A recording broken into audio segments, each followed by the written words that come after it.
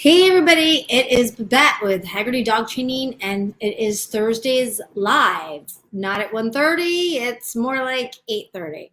But I apologize. I've been spending the day training dogs and helping people out with the hurricane and making sure my friends were okay.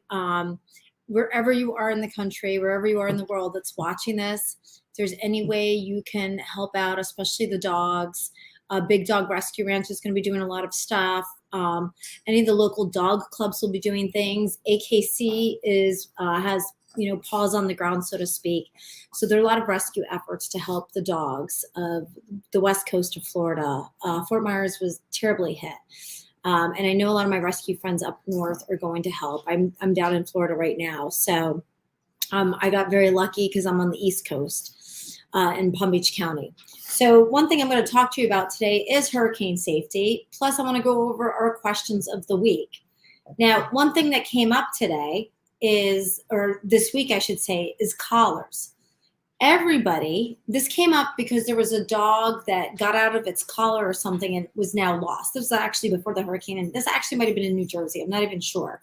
But the problem is people always put their collars on their dogs so that they're so loose. My little Chloe, my little model over here, where you can put your whole hand through. This is too big. You don't want to have a collar that is so loose that your dog could wriggle his way out of it. You want your collars, and I personally prefer buckle collars, like a flat buckle collar like this. What you really want is when you put it around your dog's neck to be no bigger. Just close this off. So you can't fit more than 2 fingers between the collar and the neck. The reason is that way they cannot wriggle out, and collars over time will stretch out. So you want to make sure that you can't fit any more. I know, Chloe. You cannot fit any more than 2 collars between the dog's neck and the collar itself. Otherwise, if it's more than fingers, it's going to be too big for your dog. And eventually, especially when it stretches, they're going to wriggle out of it. So make sure that your collars are on tightly enough on your dogs. Make sure you have tags on your dogs. Make sure that you always check to make sure they're on there. I can't tell you how many times I've looked and my dog's, tags are hanging off, or the ring is broken, or anything like that. So it's super important to always check the tags on your dog's collar. Now, this is going to sort of lead me into hurricane safety. So I want to rattle off a quick list to you as to what you always want to have on hand. You want to have a pet go bag. The go bag should be the bag that you're going to carry, that if there's a hurricane, there is any type of natural disaster, maybe you're in an area that's prone to fires, maybe you are, concerned of a terrorist attack in your area. You want that go bag, because if you have to leave, you need to bring your dog. So the kinds of things you want in that go bag is an extra food and water dish. Don't think I have them, because if you have to go quickly, you're not going to have time to wash them, and you're going to forget that. So you want to keep, in the pantry, in the closet, a go bag. Inside there, you're going to have a food and water bowl. You want to have a gallon of water for each day that you think you may be gone, depending on the size of your dog, but a gallon of water is good. You want to have the first aid kit. Definitely paper towels. Paper towels are so handy. And what I always carry in the back of my car are those supermarket plastic bags. And I know in New Jersey, you're not allowed to have them anymore. But if you still have a ton of them like I do, and maybe you use them as garbage can liners, keep those, because those are perfect if you have to clean up poop real quick, or if your dog throws up in the car or anything like that, you have the bags. Definitely you want the medical records. Either download them to your phone. So many vets now allow you to have them on your phone in their portal. You want the medical records, especially the Bordetella vaccines, the proof of kennel cough vaccine, in case you need to board your dog or a shelter for your dog.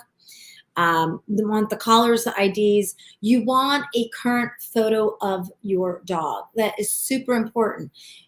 Like with our kids, most moms will have 1,000 pictures of their firstborn.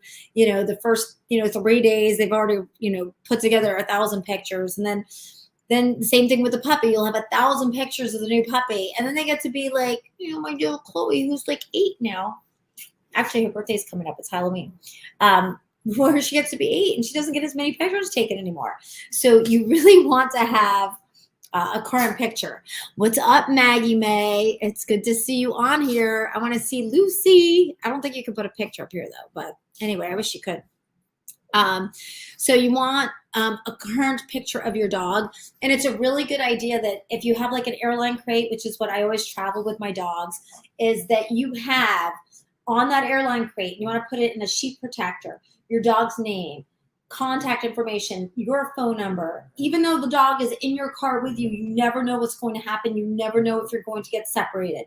You never know if you have to leave your dog like set up in like a dog unit of some sort.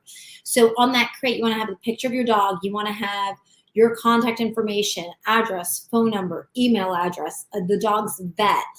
Any information that you need to have about that dog, put it on top of the crate in a sheet protector on top of the crate and tape it really well so that when you travel and if you're evacuating, you should be putting your dog in the crate. This way they're together. You also want to take like a Ziploc bag of a few days worth of food and tape that also to the crate. You never know what's going to happen. And the thing is, if you have it ready to go, then you won't need it. So don't wait until you actually need it. So you always want to have that food there too. You want to have that information as well. The other thing is, now, why do I encourage you to travel with your dog in the crate? The crate is the safest place in the car for your dog. Number one. Number two, if you check out my car travel safety video, you'll see I go into all different ways that you can travel safely with your car. In your car. However, keeping them in the crate, if you're going to go to a hotel, you want to keep the dog safe and comfortable and calm. You also don't know where you may end up, and it might be the safest place for your dog to be in the crate. Maybe you're going to be at, your Aunt Sally's house and she's a crazy cat lady, so she doesn't want the dog running around, but she's happy with the dog in the crate.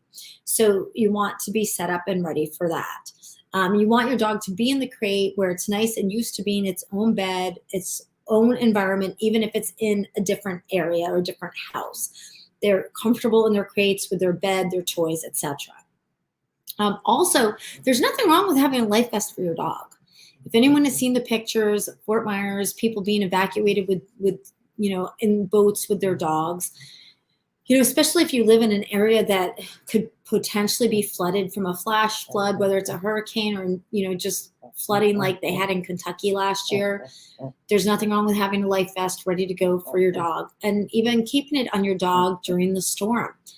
You just never know, and get your dog used to being in that life vest so they can at least keep their head above water and keep themselves safe, because you may be in a precarious situation and you're trying to save yourself and your children and your elderly parents or whoever it might be. And at least the dog has its chance because he has a life vest on. You'll also want to download the app, Bring Fido with you. It will tell you every pet-friendly hotel that's out there in every area. And it just will go based on your location. I used it quite a bit this summer. I was doing a lot of road tripping this summer between New Jersey and Florida. And I found it very helpful. La Quinta allows pets. They're wonderful. I'm trying to think. I'm trying to blank on the other, I think Motel 6. I forget. There are a lot of motels, that do allow pets. They will charge a fee. And that's the other thing you want to also bring for your dog is CBD oil, especially if they're not used to being left alone. I can tell you, being a dog lover, I was in a hotel the other night. I was so tired. I finally fell asleep because I had been on the road for a while. And all of a sudden, the dog in the next room starts barking at midnight. Woke me right up. The owners weren't in the room. And it was really not pleasant. And I thought, oh God, please just give that dog some CBD oil so he relaxes and goes to sleep. So even though your dog may not bark when he's left alone at home, he may bark in a strange hotel because he's going to hear strange noises. He's not understanding where you went, etc. So that's something to also keep in mind is some CBD oil for the dog. Okay, so I've covered. Okay, now during the hurricane or any storm, if you are staying home during the storm, and that's fine. What's up, John? Good to see you as always. I think you're my number one fan. I love it, and I love you. So staying at home. If you're going to take your dog outside between, like, they have like these bans and hurricanes they talk about, and you're going to take your dogs outside, make sure that you take your dog outside on the leash. Even if you're in a fenced in yard, walk your dog. Even if you normally just let them out, I can't tell you how many dogs came up on my news feed this morning that have been lost in the last couple of days. There were a couple that came on my news feed that these poor dogs were soaking wet and they were just found wandering around. So somehow they got separated from their owners during the storm. I always, at the beginning of the storm, and when I lived in Florida for all of those years, 20 years, many years ago, I always took the dogs out right before the hurricane was coming. They'd go, I'd put them in their crates. They were nice and safe in the crates because I knew if my house was going to fall apart, not that I thought it would, but you never know in a hurricane. If the house is going to fall apart, at least they're safe in their crates. I'd give them their raw soup bones. I'd tuck them in with their bed. I'd give them a little cookie. At that time, we didn't really have CBD oil for dogs, but I would do it now. And I kept them in there until the storm passed. I did not wait for the eye to go over when it is bright and sunny and take that pocket of time. My dogs were fine. They would last the whole night through, or however many hours that they had to. I waited until the storm was completely gone because I didn't want something to happen, some noise to come through, something to startle them, some branch to fall or some tree to fall, and then they get scared and take off on me. And you don't want to be losing your dog in the middle of a storm. So keep your dog inside its crate, nice and safe. You don't need to bring it outside to go to the bathroom at all. If you're not going to listen to that advice, please make sure you walk with it on a leash. All right, so that's it on the hurricanes. Again, think of ways that you can help everybody out in the hurricanes. And Toto would survive the storm. That's because Toto is Toto, and she was a well-trained actress. So Toto would survive the storm for sure. All right, so now one of the questions that came up this week is, I'm interested in getting a golden retriever. I spoke to the breeder, who's a great breeder. She doesn't have that problem. Why Goldens, who are the biggest mushes of all, why do we see aggression in the breed? I hate to say it, but there is aggression in the breed, and I know a lot of people are going to get mad at me for saying that, but it's the truth. This is my opinion as to why there's aggression in the breed. Because there were probably a couple of dogs that didn't have the typical golden temperament, and it will happen. They cropped up, and the breeders ignored it. There's something called kennel blind. They think, oh, my breeding stock would never have that issue. My breeding stock would never have cancer. My breeding stock would never show signs of aggression. And they ignore it. They think it's funny. They think it's cute. Oh, it's okay that he's being protective around his food. Well, you keep breeding a dog with that type of temperament, you're going to end up breeding a bunch of resource guarders, dogs that are nailing people and hurting people. So that will happen. If you don't stop the problem, it will perpetuate and it will get worse. And then you use those same dogs for breeding, and then you put them at stud and you're leasing bitches. It just proliferates throughout the gene pool. So that is my opinion as to why there is aggression in golden retrievers. You can find aggression in most breeds. I've seen it in a couple of breeds that really surprised the heck out of me. And a lot has to do with training, breeding, socialization, etc. It's a combination of things. Now, speaking of aggression, I'm going to get on my soapbox a little bit. Situation came to me the other day that a daycare worker was going to let the 2-year-old, go ahead, get mad at me, pit bull people, an intact pit bull COVID puppy who's 2 years old that came in for boarding and training, is afraid of everybody, goes after other dogs, and he was put in this daycare situation. And they wanted the daycare worker to walk the dog. And this is an urban environment where this dog is walking, barking, and lunging at other dogs. Long story short, this dog went after the daycare worker, did injure him. He's okay. Fortunately, the daycare worker did have more experience than the average daycare worker does. So they were able to get the dog under control, and not even so much under control. I spoke with them. They were able to get the dog back into his kennel area with as little damage to him as possible. So you know what? When you've got these tough dogs, or you have dogs with aggression, please consider very thoughtfully where you're sending your dog for boarding. Where are you sending your dog for training?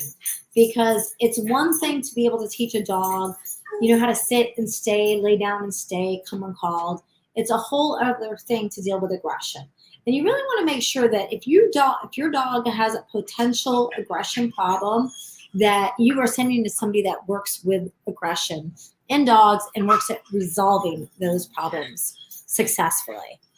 And I'm just looking to see, I think I went over everything, and I was going to make this a short one tonight because I actually have some plans to watch Hocus Pocus 2 tonight with my daughter. So I promised her as soon as I was done here, I was going to watch Hocus Pocus 2. And tomorrow we'll be filming some stuff for National Coffee Day with your dog. Oh, John, that's right. You wanted me to ask about swimming. Swimming. Oh, yes. I'm going to put together a video on teaching your dog how to swim. Some dogs are natural swimmers. Okay, but I've met labs and golden retrievers that are petrified of the pool and don't go swimming, and they just sink to the bottom of the pool. So you do need to teach your dog how to swim. The best thing to do is you get them into the pool and you go down one step at a time. Just do it very gingerly and encourage them along. You're going to hold them, you're going to brace them, and you're going to help them swim, and you're going to teach them how to swim and how to move their legs. But I am going to put together that video probably in the next couple of weeks. We'll have that video out for you on how to teach your dog to swim. Anyway, so I think that's it for now. It was great seeing you guys on here, and thank you again for tuning in. And I will see you next time. Until then, everybody be safe. Think of a way you can help the people on the west coast of Florida. They really, really need it. And in the meantime, be safe and have a wonderful day, everybody. Thanks.